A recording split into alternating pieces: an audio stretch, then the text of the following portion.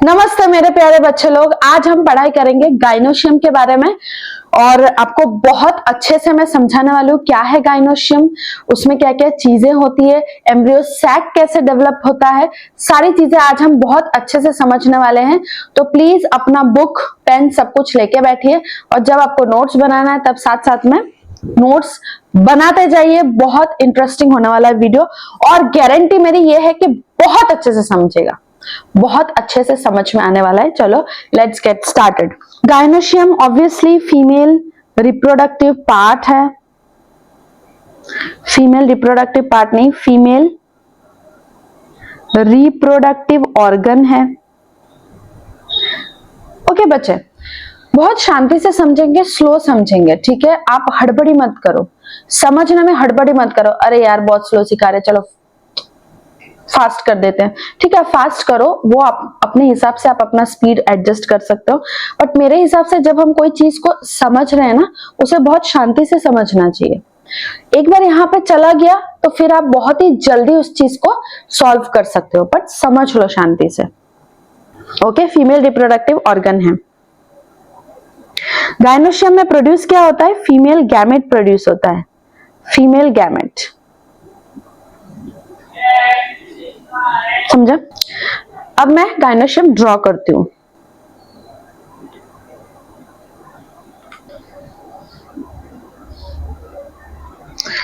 ये गोल बना दो, ओवरी।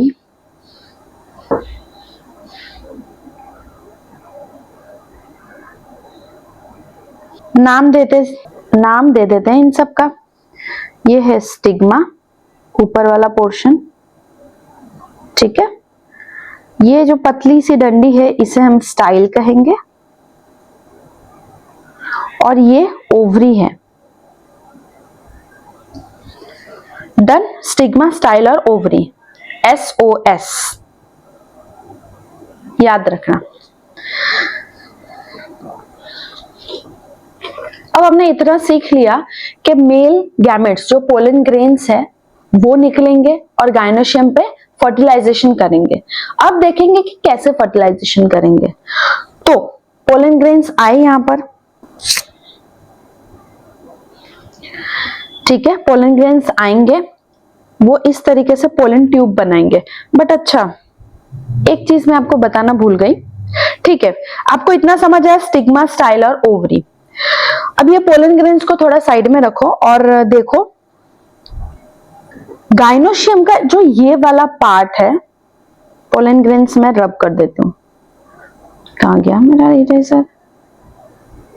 हाँ, रेड से कर रही हूँ, देखना।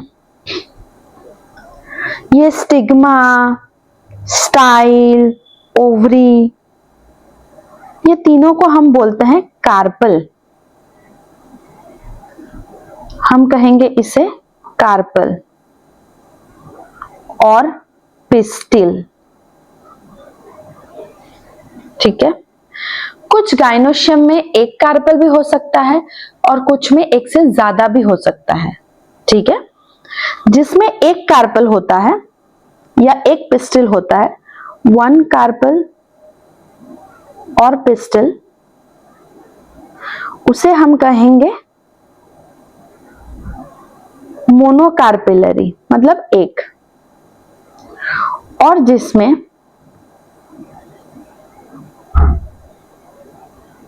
मोर देन वन होगा, मोर देन वन कार्पल और पिस्टल, उसे हम कहेंगे मल्टी कार्पिलरी, मल्टी कार्पेलरी। मतलब मल्टी कार्पल, जैसे ये वाला एक ही है, इसे हम मोनोकार्पिलरी कहेंगे। और कुछ कुछ फ्लावर्स में एक से ज्यादा कार्पल या पिस्टिल होते हैं, इसे हम कहेंगे मल्टी कार्पिलरी। ओके, अब मल्टी कार्पिलरी के दो टाइप्स हैं, इतना मैं रब कर देती हूँ। देखिए, मल्टी कार्पिलरी के टू टाइप्स हैं। एक है एपोकार्पस, दूसरा है सिनकार्पस। बनाते जाइए मेरे साथ नोट्स, तो अभी आपका हो जाएगा लर्न भी और नोट्स भी। तो पहले मैं ड्रॉ करके आपको बताती हूँ। एपोकार्पस का डायग्राम ड्रॉ करते हैं, मतलब मल्टी मतलब एक से ज्यादा ही कार्पल होंगे। ये बना दिया, दूसरा कलर यूज करती हूँ।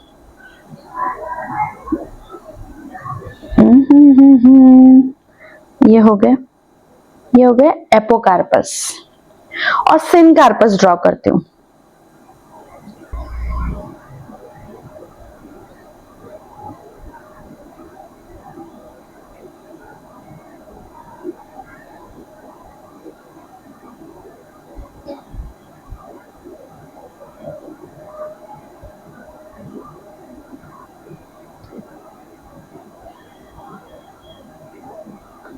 ओके, आपको इसमें डिफरेंस क्या नोटिस हो रहा है? क्या डिफरेंस है? एपोकार्पस में और सिनकार्पस में, दोनों में स्टिग्मा अलग है, ठीक है, स्टिग्मा अलग है, स्टाइल भी अलग है। लेकिन ये डायग्राम ऐसा होगा कि इन सब का जो ओवरी है वो फ्यूज्ड है। इनका ओवरी अलग अलग है, ओवरीज अलग है, बट इनके ओवरीज फ्यूज्ड है, मतलब एक साथ है। स्टिग्मा अलग है, स्टाइल अलग है, लेकिन ओवरी फ्यूज्ड है। हमको समझ आया डिफरेंस? ठीक है। मल्टी कार्पेलरी के दो टाइप्स है, एक है एपोकार्पस, दूसरा है सिनकार्पस। एपोकार्पस के ओवरीज अलग हैं और सिनकार्पस के ओवरीज फ्यूज्ड है। एक और चीज, ये एक कार्पल हुआ, ये दो कार्पल हुआ, ये तीन कार्पल हुआ, ठीक है। एक कार्पल, दो कार्पल, तीन कार्पल, इन का कलेक्शन को हम कहेंगे पिस्टल्स, ठीक है। पिस्टल्स क्या होता है? Collection of carpels, collection of carpels. Got it? Difference पता चला कार्पल और पिस्टल में? ओके। अब देखिए गायनेशियम के स्ट्रक्चर को समझते हैं। स्टिग्मा का काम क्या है? पोलन ग्रेन यहाँ पे आएगा, यहाँ पे आएगा तो स्टिग्मा तो देखेगा कि ये हमारा ही पोलन है कि नहीं, किसी और स्पीशीज का पोलन तो यहाँ पे नहीं आ गया, तो वो देखेगा, तो ये सब देखेगा करेगा। ये तो हम बोल रहे हैं, लेकिन एक्चुअली में होता क्या है वो मैं आपको बताती हूँ। ताला चाबी पता है? स्पेसिफिक ताला का स्पेसिफिक चाबी होता है। आप कोई और चाबी उसमें कनेक्ट करने की कोशिश करोगे तो नहीं होगा, राइट? सिमिलरली स्टिग्मा में रिसेप्टर्स होते हैं, रिसेप्टर्स होते हैं। और पोलन ग्रेन के ऊपर जो एक्साइन लेयर होता है ना, ये हमने देखा था, ये एक्साइन लेयर पोलन ग्रेन के ऊपर, ये एक्साइन लेयर उसी रिसेप्टर्स, उस स्पेसिफिक रिसेप्टर्स को ही बाइंड करेगा। अगर एक्साइन लेयर को वो स्पेसिफिक रिसेप्टर नहीं मिला तो वो बाइंड नहीं होगा, वो चला जाएगा। तो स्पेसिफिक पोलन ही स्टिग्मा के ऊपर बाइंड करेगा, दूसरे पोलन्स को स्टिग्मा बोलेगा टाटा बाय बाय, बाद में आना। हाँ, तो रिसेप्टर्स होते हैं जो पोलन को बाइंड करते हैं। तो स्टिग्मा का काम क्या है? पोलन ग्रेन्स को रिसीव करना।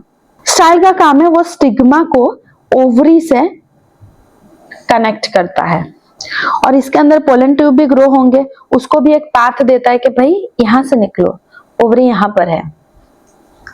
नेक्स्ट है ओवरी पार्ट है, ये इसको कहेंगे हम ओवरी वॉल। ये जो स्पेस मैं आपको ड्रॉ करके बताती हूँ, ये ओवरी वॉल है।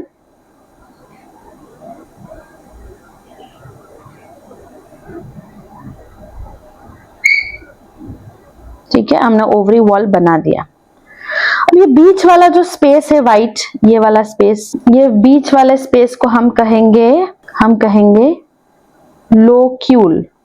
अब आएगा यहां से प्लेसेंटा, इसे कहेंगे प्लेसेंटा। प्लेसेंटा पे एक डंडी होता है, उसे हम कहते हैं फ्यूनिकल, फ्यूनिकल। और उसके ऊपर होता है ovary,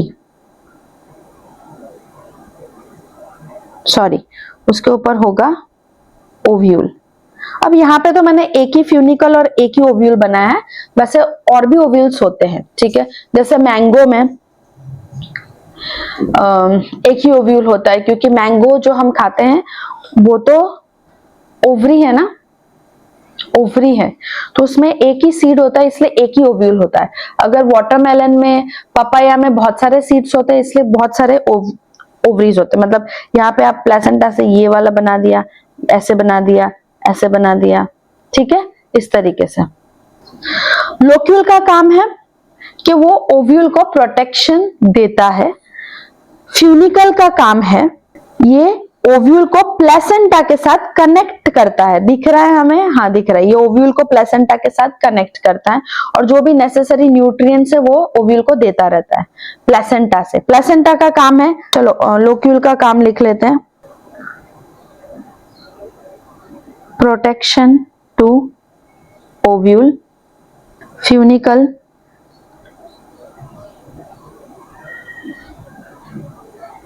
connects ovule to placenta. Placenta nourishes ovule. Exchange होता है यहाँ पे, exchange of nutrients, water, waste, ये सब होता है। देखो प्लेसेंटा से, प्लेसेंटा का काम है ओव्यूल को प्रोटेक्ट करके रखना, नरिश करके रखना। लोग खाना खाओ, खाना खाओ, खाना खाओ, और तुमने जो भी पॉटी की वो भी निकालो, वो भी निकालो, क्योंकि पॉटी में तो तुम जी नहीं सकते। तो वो पानी भी देता है, खाना भी देता है, पॉटी भी निकालता है, तो सब कुछ प्लेसेंटा का काम है। और फ्यूनिकल क्या करता है? बस कनेक्शन करता है। तो आपको इतना समझ आया। स्टिग्मा, स्टिग्मा के ऊपर फिर से एक बार रिवीजन करते हैं। स्टिग्मा के ऊपर रिसेप्टर्स होते हैं, ठीक है। आ जाओ पोलन ग्रेन, तुम आ जाओ, तुम्हारा एक्साइन लेयर अगर मैच होता है तो यहीं पे अटक जाओ। रिसेप्टर्स उसको अटक लेंगे, अगर उसको सही लगा, अटक गया, तो पोलन ग्रेन क्या करेगा? पोलन ट्यूब बनाएगा इस तरीके से अंदर तक। और स्टिग्मा के ऊपर स्टिकी सब्सटेंस भी रहता है जो उसको चिपकने में हेल्प करता है। स्टाइल कनेक्ट करता है स्टिग्मा को ओवरी से, ओवरी वॉल प्रोटेक्शन देगा। ओवरी वॉल के अंदर ये खाली स्पेस जो है ये लोक्यूल है, वो भी प्रोटेक्शन करता है ओव्यूल को। प्लेसेंटा के पास बहुत सारा खाना होता है, वो खाना देता है, पानी देता है, वेस्ट एक्सचेंज करता है। फ्यूनिकल कनेक्ट करता है ओव्यूल को प्लेसेंटा से। Got it? ओके। और जो लोक्यूल है वो एक्चुअली गद्दे जैसा स्ट्रक्चर होता है, एकदम कुशन कुशन कुशन कुशन लगता है। अब देखेंगे प्लेसेंटेशन के टाइप्स अलग अलग देखेंगे। मैं ये इतना रब कर देती हूँ। Placentation types,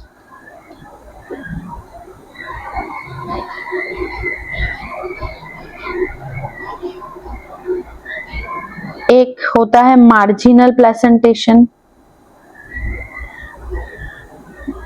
exile, parietal, basal. Placentation types मतलब ये जो प्लेसेंटा है वो कहीं भी हो सकता है। मार्जिनल मतलब मार्जिन पे होगा, मतलब ओवरी के अंदर के साइड, ओवरी के अंदर के साइड पे वो होगा, अंदर के साइड।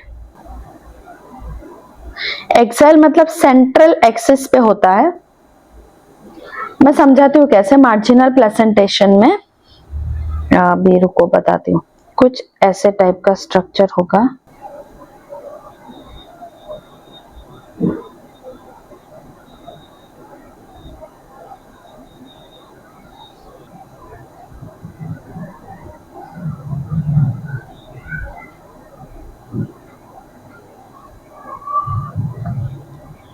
इसमें मार्जिनल में ये लोक्यूल है,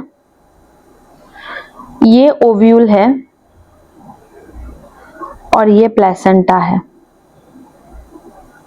कुछ इस तरीके का दिखता है मार्जिनल। अब देखेंगे एक्साइल जो सेंट्रल एक्सिस पे होता है कैसे होता है, उसको मैं ड्रॉ करके आपको बताती हूँ। एक चीज भूल गई, ये ओवरी वॉल है। अब एक्साइल बता देती हूँ।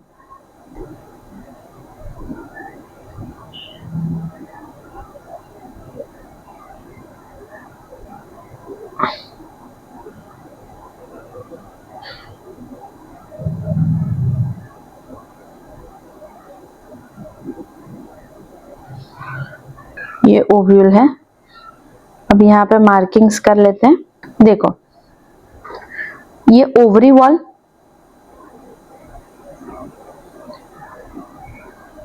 ये लोक्यूल, ये है लोक्यूल, ये ओव्यूल, यहाँ पे है प्लेसेंटा, और ये देखो ये सेंट्रल एक्सिस, सेंट्रल एक्सिस। समझ में आया एक्साइल प्लेसेंटेशन कैसे होता है, मतलब प्लेसेंटा कहाँ पे होता है, आपको वही बता रही हूँ कि प्लेसेंटा कहाँ पे होता है। नेक्स्ट है पेरिटल। पेरिटल में प्लेसेंटा ओवरी वॉल की तरफ होगा। कैसे बताती हूँ।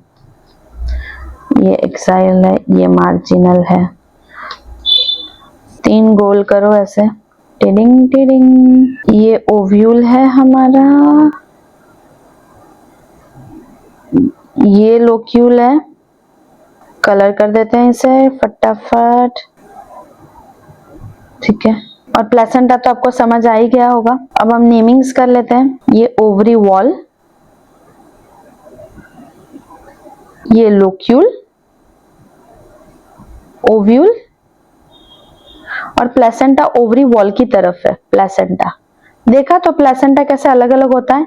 और बेसल में, अब बेसल दिखाती हूँ। बेसल में कुछ इस तरीके से होता है, रुक जाओ ग्रीन से कर देती हूँ। इस तरीके से लोक्यूल होता है और उसके अंदर ऐसे यहाँ पे ओव्यूल होता है, समझे।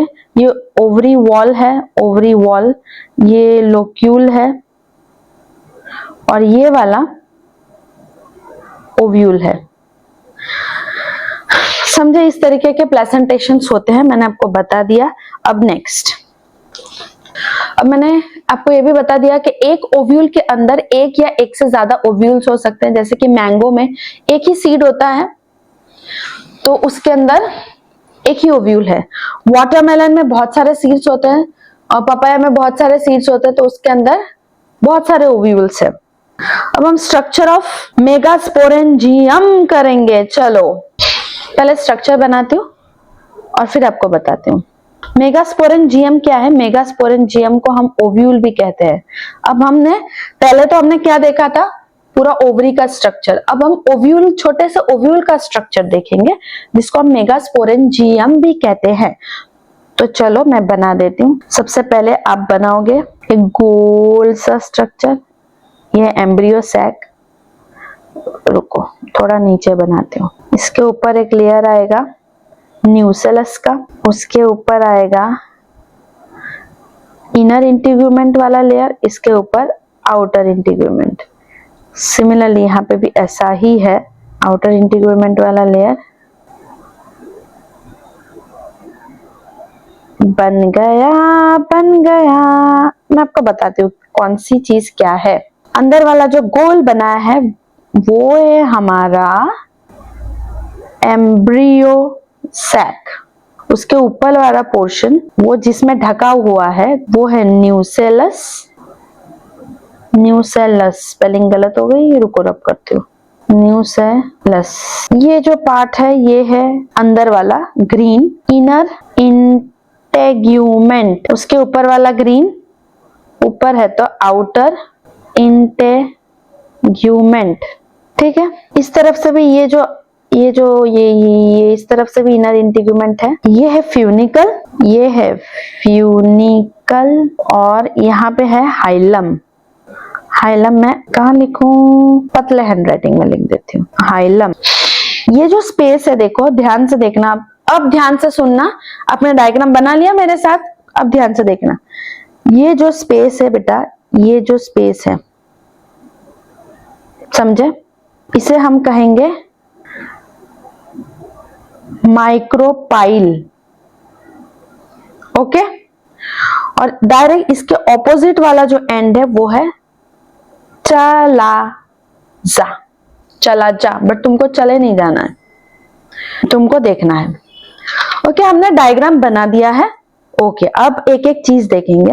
आपको फ्यूनिकल एंड हाइलम वाला नहीं समझ आया होगा, मैं बताती हूँ। ये जो हमने स्टिग्मा ड्रॉ किया था, यहाँ पे प्लेसेंटा था, ये वाला फ्यूनिकल था और ये ओव्यूल था। ये प्लेसेंटा बेटा यहाँ पे है, ठीक है, मैंने ड्रॉ नहीं किया है। ये फ्यूनिकल है, ये जो डंडी है फ्यूनिकल, वो हमने इस तरीके से ड्रॉ किया। अब ओव्यूल है ना, ओव्यूल, अब यहाँ पे ऐसा दिख रहा है, यहाँ पे उसका स्ट्रक्चर बता रही हूँ। ओव्यूल बहुत सारे टाइप्स के होते हैं, बट ये जो टाइप ओव्यूल है इसे हम कहेंगे एनाट्रोपस ओव्यूल। एनाट्रोपस ओव्यूल, ठीक है। मैं कहां से कहां चली गई, चलो फ्यूनिकल से स्टार्ट करते हैं। यहां पे प्लेसेंटा है बेटा, फ्यूनिकल प्लेसेंटा को ओव्यूल से कनेक्टेड रखता है। फिर उसके बाद आता है हाइलम वाला पोर्शन, ये फ्यूनिकल को ओव्यूल से कनेक्टेड रखता है, फ्यूनिकल को इनके बाकी पार्ट से कनेक्टेड रखता है। फिर आता है ये वाला पोर्शन, ये खाली स्पेस माइक्रोपाइल। अब ध्यान से सुनना, माइक्रोपाइल एक खाली जगह है। अब देखो, जो इनर इंटीग्यूमेंट है और जो आउटर इंटीग्यूमेंट है, मैं ब्लैक से कर रही हूं, ये एम्ब्रियो सैक को कवर करके रखता है, ठीक है, कवर। बट ये पूरी तरीके से कवर नहीं करेगा, एक खाली जगह छोड़ेगा, खाली जगह छोड़ेगा। उस खाली जगह को हम कहेंगे माइक्रोपाइल। माइक्रोपाइल कुछ नहीं है, सिर्फ खाली जगह है, ठीक है। क्यों खाली जगह छोड़ेगा? क्योंकि पोलन ट्यूब आएगा ना, पोलन ट्यूब आएगा ओवरी में, तो इंटीग्यूमेंट से ये क्लोज रहेगा, तो पोलन ट्यूब अंदर कैसे जाएगा? तो खाली जगह तो होना चाहिए, ओपन स्पेस, जहां से वो अंदर जाएगा, तो वही स्पेस है माइक्रोपाइल। समझ में आया? माइक्रोपाइल आपको समझ आया? इनर इंटीग्यूमेंट, अब मैं रेड से कर रही हूं, देखना। इनर इंटीग्यूमेंट जो खाली स्पेस को बना रहा है, उस खाली स्पेस को हम करते हैं एंडोस्टोम, ठीक है। खाली स्पेस का ही नाम है, जो इनर इंटीग्यूमेंट जो खाली स्पेस छोड़ रहा है उसे हम एंडोस्टोम कहेंगे। आउटर इंटीग्यूमेंट जो खाली स्पेस छोड़ रहा है, ये वाला स्पेस, इसे हम कहेंगे एक्सोस्टोम। समझ आया? ये खाली स्पेस के अलग अलग नाम हैं। आपको पता चल गया इनर इंटीग्यूमेंट और आउटर इंटीग्यूमेंट क्या है। ये उसके अंदर के लेयर्स का प्रोटेक्शन करेगा, आउटर इनर इंटीग्यूमेंट, आउटर और इनर इंटीग्यूमेंट। अब आएगा न्यूसेलस। न्यूसेलस टिश्यूज से भरा है, प्रोटेक्टिव टिश्यूज से भरा है, जो नरिशमेंट देता है एम्ब्रियो सैक को। इतना समझ आया आपको? ये फ्यूनिकल है जो प्लेसेंटा को कनेक्ट करता है ओवरी से। हाइलम, जहां पे फ्यूनिकल ओवरी को टच करता है वो है हाइलम, ठीक है। फ्यूनिकल ओवरी को टच करता है, वो बीच वाला स्पेस हाइलम है। आपको पता है ना, ओव्यूल सीड बनता है, तो जब ओव्यूल सीड बनेगा तब ये हाइलम के जगह पे निशान जैसा बन जाएगा, एक स्कार टिश्यू जैसा बन जाएगा। इनर और आउटर इंटीग्यूमेंट एम्ब्रियो सैक और न्यूसेलस को प्रोटेक्शन करता है। न्यूसेलस नरिशमेंट करता है, एम्ब्रियो सैक को नरिशमेंट देता है। लिखो यहाँ पे न्यूट्रिएंट्स देता है, न्यूट्रिएंट्स, अरे सॉरी, प्रोवाइड्स न्यूट्रिएंट्स, ये दोनों प्रोटेक्ट्स एम्ब्रियो। न्यूसेलस में बहुत सारे टिश्यूज भरे हुए रहते हैं और एम्ब्रियो सैक एम्ब्रियो बनाता है। चला जाता है जो इंटीग्यूमेंट्स है, ये देखिए न्यूसेलस है, ये सारे यहाँ पे ज्वाइन होते हैं, ये सारे यहाँ पे ज्वाइन होते हैं। Integuments and nucellus join here. ये क्लियर हो गया? ये सब ज्वाइन होते हैं। मैंने एम्ब्रियो सैक हटा दिया। अब जैसे कि मैंने बोला, ये न्यूसेलस है और न्यूसेलस में बहुत सारे टिश्यूज होते हैं, तो सेल्स भी होते हैं। ओके, न्यूसेलस में बहुत सारे सेल्स होते हैं। टिश्यू बनता क्या है? सेल से ही तो बनता है। उसमें से एक सेल सिलेक्ट होता है, एक सेल सिलेक्ट होता है जो मेगास्पोर मदर सेल बनेगा। मेगास्पोर मदर सेल, ठीक है। न्यूसेलस में बहुत सारे सेल्स होते हैं, आपको दिख रहा है, उसमें से एक सेल सिलेक्ट होगा, मतलब पार्ट तो सारे ही लेते हैं, लेकिन एक सिलेक्ट होता है जो मेगास्पोर मदर सेल बनता है। इसको मां बना देते हैं, टिंग टिंग। ये मेगास्पोर मदर सेल, ये सेल बन गई, सिलेक्ट, ठीक है, सिलेक्ट हो गई। अब आगे का बता दो, ये सेल को हम पकड़ लेते हैं, पकड़ लो आप, ये लो ये लो। और अब आगे का चीजें करते हैं। ये मैं ड्रॉ कर लेती हूँ, MMC लिख देती हूँ, मेगास्पोर मदर सेल को मैं MMC लिख देती हूँ, MMC है। First step, megaspore mother cell select हुआ। अब ये जो सेल है वो डिवाइड करेगा, सेल डिवीजन होगा, डिवाइड होके 2 हैप्लॉइड न्यूक्लियस बनेंगे, ठीक है। सेल डिवीजन हुआ, मियोसिस हुआ यहाँ पे। अब मियोसिस में जब एक मियोसिस होता है उसमें 2 पार्ट्स होते हैं, मियोसिस 1, मियोसिस 2। यहाँ पे मियोसिस 1 हुआ, 2 हैप्लॉइड न्यूक्लियस बने। अब मियोसिस 2 होगा, 2 से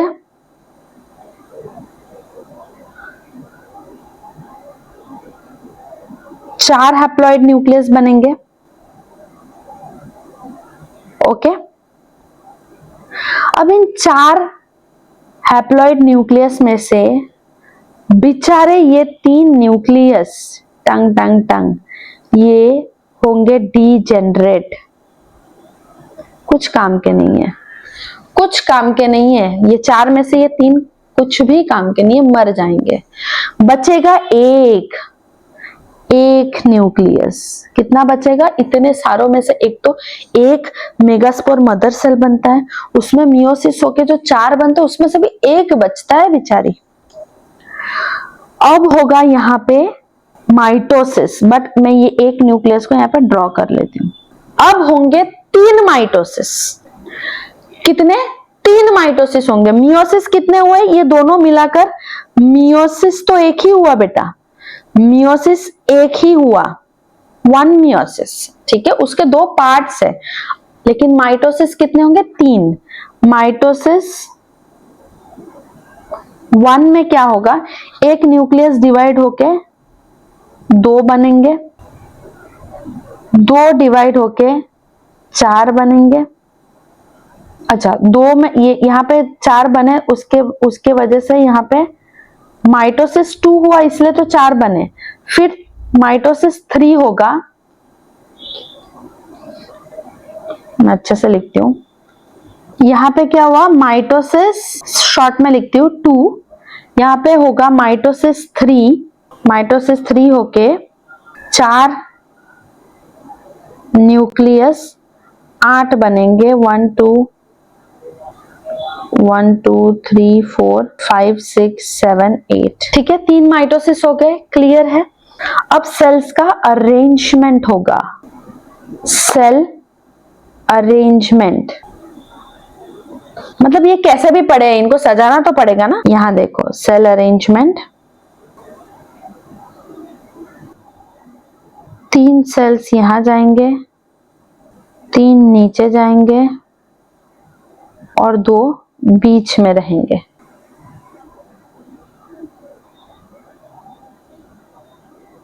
क्लियर है? सेल अरेंजमेंट होगा। क्लियर नहीं होगा आपको, ठीक है, मैं फिर से समझा दूं। पहले न्यूक्लियस में मैंने बताया, न्यू सेलस में बहुत सारे सेल्स हैं, ठीक है, टिश्यूज का बना है, बहुत सारे सेल्स है। उसमें से एक ही सेल सिलेक्ट होगा जिसको हम कहेंगे megaspore mother cell, MMC, right. MMC meiosis करेगा, एक मियोसिस होगा जिसमें 2 पार्ट्स होंगे। पहले मियोसिस में 2 न्यूक्लियस बनेंगे, दूसरे में 4 बनेंगे, हैप्लॉइड न्यूक्लियस। चारों में से बेचारा एक ही बचेगा, 3 डीजेनरेट। फिर माइटोसिस होगा 3। फर्स्ट माइटोसिस में 2 न्यूक्लियस बने, सेकंड में 4, थर्ड में 8, और फिर 8 बन के माइटोसिस स्टॉप। और ये सेल्स का अभी अरेंजमेंट होगा, मतलब इधर उधर पड़े हुए हैं, उसको अरेंज करना है। 3 जो सेल्स हैं वो माइक्रोपाइलर एंड पे जाएंगे, माइक्रोपाइलर एंड। 3 चलाजल एंड पे, और ये सेंटर में रहेंगे, इसको हम कहेंगे पोलर न्यूक्लियाई। और ये जो गोल सा सेल है ना, बड़ा सा, इसे हम कहेंगे सेंट्रल सेल। Central cell. हम ये देख रहे हैं कि एम्ब्रियो सैक कैसे बनेगा बेटा। हमने देख लिया, हमने वो डायग्राम में क्या देखा था कि ये न्यूक्लियस है, ये एम्ब्रियो सैक है, इसके ऊपर न्यूसेलस है, यहाँ पे outer integument, inner integument, outer integument, ये पूरा एम्ब्रियो सैक मैंने बता दिया था। लेकिन ये अभी है नहीं, आप समझ लो, ये न्यूसेलस है, सिर्फ एम्ब्रियो सैक बनेगा, क्योंकि न्यूसेलस में बहुत सारे सेल्स होते हैं, उसमें से एक सेल सिलेक्ट होके फिर ये एम्ब्रियो सैक बनाएगा। समझे? वो कैसे हो रहा है वो मैं आपको बता रही हूँ। तो इसे कहेंगे सेंट्रल सेल। ये पोलर न्यूक्लियाई है, मैं अच्छे से लिखती हूँ, बहुत गंदे तरीके से मैंने लिखा है। आपको ये स्टेप समझ में आए तो मैं सिर्फ अब ये वाला डायग्राम ड्रॉ करती हूँ। 1 मियोसिस, 3 माइटोसिस। 3 माइटोसिस होके सेल अरेंजमेंट। अब ये वाला मैं बताती हूँ। ऊपर 3 सेल्स चले जाएंगे, ठीक है, नीचे 3 चले जाएंगे और बीच में 2 रहेंगे, पोलर न्यूक्लियाई। नेमिंग करते हैं इनके। ये जो नीचे तीनों सेल्स है, ये और ये तीनों है एंटीपोडल सेल्स। ये एंटीपोडल्स कह सकते हो, ये तीनों को एंटीपोडल्स कहते हैं। इनका कोई काम नहीं, ये आगे जाके डिस्ट्रॉय हो जाता है। No work, gets destroyed letter.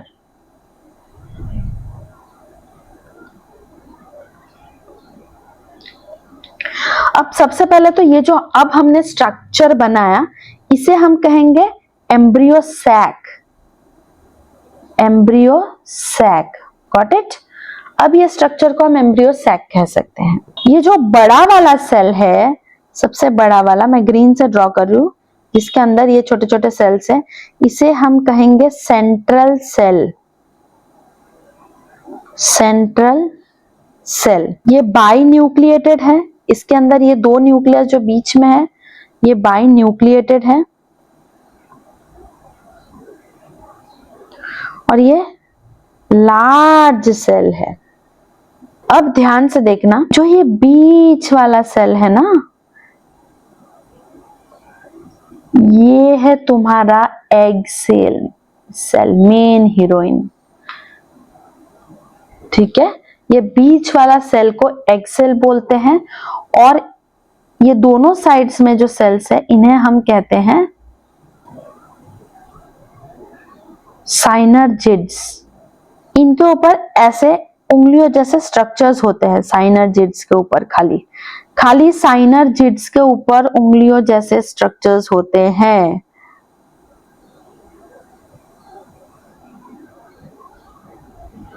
और इन स्ट्रक्चर्स को हम कहेंगे फिलीफॉर्म एपरेटस। ये क्या करता है? ये पोलन ग्रेन्स को अट्रैक्ट करता है। आओ आओ आओ आओ आओ आओ आओ आओ आओ, इसका काम है पोलन ग्रेन्स को अट्रैक्ट करना। तो आपने देखा माइक्रोपाइल एंड पे 3 न्यूक्लियस है। अब मैं येलो से बता रही हूँ, 3 न्यूक्लियस है। चलाजल एंड पे ये चलाजा है, ये चलाजा है, एंड पे 3 न्यूक्लियस है, 1, 2 एंड 3। और सारे न्यूक्लियस के ऊपर सेल वॉल बन जाते हैं। 3 न्यूक्लियस नीचे, 3 न्यूक्लियस ऊपर, तीनों के ऊपर सेल वॉल्स बन गए। बीच में 2 न्यूक्लियस बचे, ये 2, इन दोनों के ऊपर सेल वॉल नहीं होता, ठीक है। जो 6 न्यूक्लियस है, ऊपर नीचे 6 टोटल मिलके 6 बन के, उन सेल वॉल नहीं होता, सॉरी। जो ऊपर और नीचे जो न्यूक्लियस है उनके ऊपर सेल वॉल बन जाते हैं।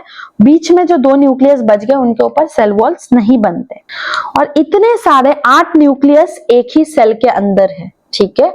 सारे 8 न्यूक्लियस आपको दिख रहा है, एक ही सेल के अंदर है। तो सेल्स कितने बने? जो एम्ब्रियो स्पर्म है, जो एम्ब्रियो सैक है, वो एक्चुअली 7 सेल्ड है। कैसे 7 सेल्ड? 1, 2, 3, 4, 5, 6, और ये बड़ा बड़ा पूरा एक सेल है, सेंट्रल सेल 7 सेल्ड, और न्यूक्लियस कितने हैं? न्यूक्लियस है, येलो से देखते हैं, 1 2 3 4 5 6 7 8 न्यूक्लिएटेड। तो एम्ब्रियो सैक 7 सेल्ड होता है और 8 nucleated angiospermic embryo sac 7 celled और 8 न्यूक्लिएटेड कहा जाता है। ठीक है, इस पे बहुत सारे क्वेश्चंस आते हैं, कितने सेल्स है, कितने न्यूक्लियस है। तो चलिए देखते हैं वापस से हमने क्या बनाया, एम्ब्रियो सैक एग सेल कैसे बनाया। सबसे पहले डिवीजन कर लेते हैं। इनर इंटीग्यूमेंट, आउटर इंटीग्यूमेंट, ये न्यूसेलस है और इसके अंदर ये पूरा सेंट्रल सेल है। सेंट्रल सेल में सेल्स का अरेंजमेंट हो गया। बीच वाले सेल को क्या कहेंगे? व्हाट इज द बीच वाला cell? Egg cell, egg cell. उसके बाजू में क्या कहेंगे ये दोनों सेल्स को? साइनर्जिड्स। ब्लैक से बताती हूँ, ये साइनर्जिड्स है। इसके ऊपर ये ऐसे वाले एपरेटस है, फिलीफॉर्म एपरेटस। किसके ऊपर फिलीफॉर्म एपरेटस होता है? साइनर्जिड्स के ऊपर। उसका काम क्या है? पोलन ग्रेन्स को अट्रैक्ट करना। ठीक है, फिर बीच में 2 न्यूक्लियस होते हैं, सिर्फ न्यूक्लियस होते हैं, इनके ऊपर सेल वॉल नहीं बनते। इसके ऊपर भी सेल वॉल है, ऊपर के तीनों सेल्स के ऊपर सेल वॉल बनते हैं, नीचे के तीनों सेल्स के ऊपर सेल वॉल बनते हैं। सिर्फ बीच में 2 सेल्स के ऊपर सेल वॉल, न्यूक्लियस के ऊपर सेल वॉल नहीं बनते हैं। नीचे के तीनों सेल्स को हम कहेंगे एंटीपोडल्स। उसका कोई काम नहीं है, वो डिस्ट्रॉय हो जाता है। अब सेंट्रल सेल जो है उसमें कितने न्यूक्लियस है? 1 2 3 1 2 3 4 5 6 7 8 न्यूक्लियस। सेल्स कितने हैं? 7 सेल्स है। कितने सेल्स माइक्रोपाइल एंड पे है? 3 सेल्स। कितने सेल्स चलाजल एंड पे है? 3 सेल्स। ठीक है, बीच वाले न्यूक्लियस को क्या कहेंगे? बीच वाले दोनों न्यूक्लियस को क्या कहेंगे? Polar nuclei. ओके, क्लियर है। अब एक बार टेक्स्ट बुक में क्या है वो देख लेते हैं। चलिए, pistol, megasporangium and ovule. Okay, ये क्या? Gynoecium represents female reproductive part of the flower. अब देखते हैं आपको सब कुछ आता है कि नहीं, आप खुद ही देख लो। गाइनोशियम में कंसिस्ट ऑफ सिंगल पिस्टल और may have one or more pistil। Single pistil को monocarpellary, more than one pistil multicarpellary. When there are more than one pistils में भी फ्यूज्ड, उसे सिनकार्पस कहेंगे। जब पिस्टल्स फ्यूज्ड होते हैं, चलो ये डायग्राम देखते हैं। ये सिनकार्पस ओव्यूल है, इसमें पिस्टल्स फ्यूज्ड है। ये देखो फ्यूज्ड है, एक ही ओवरी है, पिस्टल्स फ्यूज्ड है। और ये एपोकार्पस है, इसमें अलग अलग है, ये अलग, ये अलग, ये अलग। ठीक है, then each pistil has 3 part, stigma, style, ovary. Pistil के 3 पार्ट है, ये स्टिग्मा और ये पतली सी डंडी स्टाइल और ये ovary. Stigma serves as landing platform for pollen grains. Pollen grains यहीं पे लैंड करते हैं। Inside the ovary is a ovarian cavity. Ovary के अंदर क्या होता है? लोक्यूल होता है, जिसको ओवरियन कैविटी भी बोलते हैं। ये पॉइंट नहीं था। Placenta is located inside the ovarian cavity. मैंने आपको पूरा डायग्राम बताया था। ओवरियन कैविटी के अंदर प्लेसेंटा होता है। Recall the definition. चलो, arising from placenta are the megasporangium commonly called ovules. Ovules placenta से ही अराइज होता है। ठीक है, ये हुआ प्लेसेंटा, यहाँ पे ओव्यूल्स। बीच में जो स्ट्रक्चर इसे हम फ्यूनिकल कहेंगे। The number of ovules in an ovary में भी 1, जिसमें एक ही ओव्यूल होता है वो wheat, paddy, mango. Wheat, rice, mango, इन चीजों में एक ही ओव्यूल होता है। पपाया, वाटरमेलन, ऑर्किड्स में बहुत सारे ओव्यूल्स हो सकते हैं। चलो नेक्स्ट। अब यहाँ पे ओव्यूल्स के वेरियस टाइप्स हैं, ये मैंने आपको नहीं बताया। पहला है ऑर्थोट्रोपस ओव्यूल। इसमें ये माइक्रोपाइल, एम्ब्रियो सैक, ये चलाजा और ये फ्यूनिकल सब एक स्ट्रेट लाइन में है। माइक्रोपाइल, एम्ब्रियो सैक, चलाजा और फ्यूनिकल सब स्ट्रेट लाइन में जब होता है उसे हम ऑर्थोट्रोपस ओव्यूल कहते हैं। नेक्स्ट है एनाट्रोपस ओव्यूल। इसमें ओव्यूल थोड़ा सा बेंड हो जाता है, ये आपको दिख रहा है थोड़ा बेंड। माइक्रोपाइल जो है वो फ्यूनिकल के नजदीक आ जाता है, यहाँ पे फ्यूनिकल है वो दोनों पास पास में आता है। ओव्यूल बेंड कितना होता है? 180 डिग्री बेंड होता है। And micropyle is near the hilum, या फ्यूनिकल हाइलम और फ्यूनिकल के नजदीक होता है ये एंड। नेक्स्ट हेमिट्रोपस ओव्यूल, इसमें भी माइक्रोपाइल, एम्ब्रियोसैक, चलाजा, ये तीनों स्ट्रेट लाइन में है। आपको ये शेप टी जैसा लग रहा होगा, ये टी शेप का होता है, बस इतना ही है। फिर है एम्फीट्रोपस, इसमें एम्ब्रियो हॉर्सशू के शेप का है, देखिए ये भी थोड़ा सा बेंट है, कर्व्ड ओव्यूल है, इसे भी हम कर्व्ड ओव्यूल कह सकते हैं, कर्व्ड ओव्यूल, स्ट्रेट लाइन में नहीं है, यहाँ पे एम्ब्रियो हॉर्सशू शेप का है। ये कैंपाइलोट्रोपस में ओव्यूल इतना कर्व नहीं है, थोड़ा लेस कर्व्ड है। एम्फीट्रोपस के कंपैरिजन में ये थोड़ा कम कर्व्ड है, और इसमें भी अलाइंड नहीं है, माइक्रोपाइल, एम्ब्रियोसैक, ये पूरे एक स्ट्रेट लाइन में नहीं है। अब सिरसिनोट्रोपस, इसको सिरकिनो, सिरसिनो जो भी कहते हैं, सिरसिनोट्रोपस ओव्यूल में फ्यूनिकल ओव्यूल स्टार्ट तो होता है सीधा, लेकिन वो फ्यूनिकल पूरा बेंड हो जाता है, ये देखो कितना बेंड है, कॉइल हो जाता है, मतलब बेंड नहीं, सॉरी, कॉइल हो जाता है फ्यूनिकल, और कॉइल होकर पूरा ही सर्कुलर जैसा दिखता है, ठीक है, फ्यूनिकल कॉइल होता है और पूरा सर्कुलर जैसा दिखता है। आपको समझ आया? अब ये देखते हैं megasporangium. Megasporangium, let us familiar. The ovule is a small structure attached to placenta by means of a stalk or funicle. ये एक और ओव्यूल का स्ट्रक्चर बनाती हूँ, इसके ऊपर न्यूसेलस है, ये इंटीग्यूमेंट्स है, ठीक है। तो ओव्यूल छोटा सा स्ट्रक्चर है, अटैच टू प्लेसेंटा, यहाँ पे प्लेसेंटा है, अरे सॉरी, ये ओव्यूल का स्ट्रक्चर नहीं है, ये कुछ ऐसे प्लेसेंटा से ओव्यूल अटैच होता है। Body of ovule fuses with funicle in a reason called hilum. Hilum में यहाँ पे बना देती हूँ, ठीक है, ये हाइलम है, यहाँ पे हाइलम होता है। Body of ovule fuses with funicle in the region called hilum. Funicle और ओव्यूल का बॉडी हाइलम के रीजन से कनेक्टेड होता है, फ्यूज होता है। Hilum represents the junction between ovule and funicle. Hilum एक जंक्शन है इन दोनों के बीच में। ईच ओव्यूल हैज टू और वन और two protective layers called integuments. ये दो लेयर्स है, इंटीग्यूमेंट्स है। Integuments encircle the nucellus. Nucellus के ऊपर, ये न्यूसेलस है, इसके ऊपर इंटीग्यूमेंट्स है। At a tip where a small opening is called micropyle. इस एंड को हम माइक्रोपाइल कहेंगे। ऑपोजिट माइक्रोपाइल यहाँ पे क्या होता है, चलाजा होता है। Enclosed within integuments is a mass of cells called nucellus. यहाँ पे nucellus के cells होते हैं, ठीक है। Cells of nucleus is abundant food materials, बहुत सारा खाना होता है। Located in the nucellus is the embryo sac. इसके अंदर क्या होता है, embryo sac या फीमेल गैमेटोफाइट। embryo sac को ही फीमेल गैमेटोफाइट कहते हैं। किसे कहते हैं? Female gametophyte is embryo sac. An ovule generally has single embryo sac formed from a megaspore. एक ओव्यूल के अंदर एक ही embryo sac होता है। Megasporogenesis, the process of formation of megaspores from megaspore mother cell is called megasporogenesis. megaspore mother cell, ये nucellus के पास बहुत सारे सेल्स होते हैं, उसमें से एक मेगास्पोर मदर सेल है।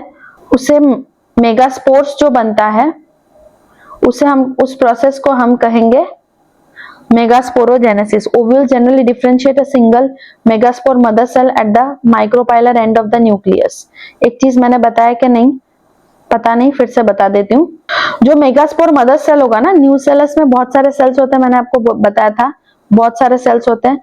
जो मेगास्पोर मदर सेल है वो माइक्रोपाइलर एंड की तरफ ही होता है, ठीक है, ये समझ आया। It is a large central cell dense cytoplasm. Megasporangium, it is a large central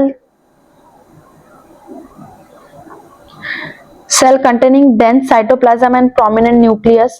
ये जो सेल है वो एक लार्ज सेल है, उसमें बहुत सारा डेंस साइटोप्लाज्म होता है, एकदम भरा हुआ cytoplasm, and prominent nucleus.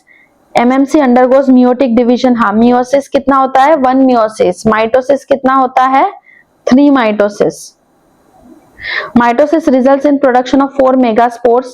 Mitosis, meiosis से 4 मेगास्पोर्स बनते हैं, फिर 3 माइटोसिस होगा, वो हम देखते हैं। ये देखो डायग्राम देखो, ये न्यूसेलस के सेल से देखो, ये माइक्रोपाइलर एंड, ये मेगास्पोर मदर सेल, फिर ये मियोसिस हुआ, 2 सेल्स बने, 2 से 4 बने, यहाँ पे जब 2 सेल्स बनते हैं उसे हम बोलते हैं megaspore died.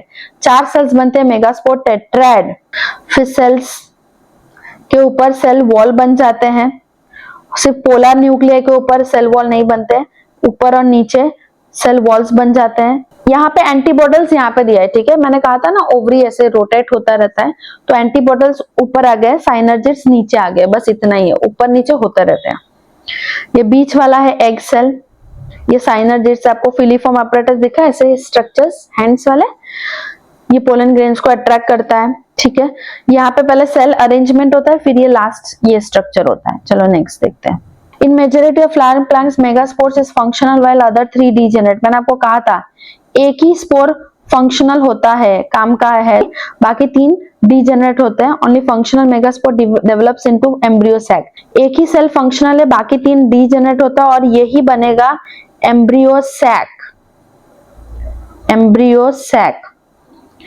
This method of embryo sac formation from single mother spore is called monosporic development। ये मेगास्पोर से जो एम्ब्रियो सैक बनता है इसे हम क्या कहते हैं? Monosporic development। What will be the ploidy of the cells megaspore mother cell, the functional megaspore and gametophyte? क्या प्लॉइडी रहेगा? मैंने आपको बताया था, कमेंट में मुझे बताइए क्या प्लॉइडी रहेगा। Let us study about the formation of embryo and detail the nucleus mitotically divide करेगा, वही लिखा है 2 nucleate embryo sac बनेगा, फिर mitotic division होगा, फिर 4 बनेगा, फिर 8 बनेंगे। फिर क्या है? It is of interest to note that these mitotic divisions are strictly free nuclear, that is nuclear divisions are not followed immediately by cell formation। मतलब सेल फॉर्मेशन इमीडिएटली नहीं होता। After 8 cell stage cell walls are down leading to organization. मतलब पहले cell wall formation नहीं होता, 8 sales बन जाते हैं, उसके बाद ही सेल वॉल्स बनेंगे। Observe the distribution of cells inside embryo. 6 of 8 nucleus surrounded by cell wall. Cell walls 6 nucleus के ऊपर बनेंगे, 2 न्यूक्लियस के ऊपर नहीं बनेंगे। Remaining 2 nuclei called polar nucleus situated below the egg apparatus in the large central cell. Large central cell के अंदर रहेंगे। Egg apparatus consists of 2 synergids and 1 egg cell। मैंने कहा था एग apparatus समझो बीच वाला है, समझो नहीं बीच वाला है। साइनर्जिड्स बाजू में 2 होते हैं और एक एग सेल होता है। Synergids are thickenings at the micropylar tip called filiform apparatus, इसे हम फिलीफॉर्म apparatus कहते हैं। These cells at the chalazal end are called antibodals। ये वाले सेल्स को antibodals कहेंगे। Central cell as mentioned earlier has 2 polar nuclei। इनको हम polar nuclei कहेंगे, मैं शॉर्ट में लिख रही हूँ। Thus a typical angiosperm embryo sac at maturity has 8 nucleate। दो 8 nucleate is 7 celled, मतलब 7 celled है और 8 nucleated है। ठीक है। 7 सेल कैसे? ये 1 2 3 4 5 6 और एक बड़ा सेल और 8 न्यूक्लियस, सॉरी चला गया। फाइनल रिवीजन करते हैं। 6 सेल्स के ऊपर सेल वॉल बनते हैं, बीच में 2 पोलर न्यूक्लियाई होते हैं। टोटल सेल्स कितने हैं? 1 2 3 4 5 6 और ये बड़ा एक सेल 7 सेल्ड। न्यूक्लियस कितने हैं? 1 2 3 4 5 6 7 8 न्यूक्लिएटेड। और सेल वॉल्स कितने सेल्स के ऊपर होते हैं?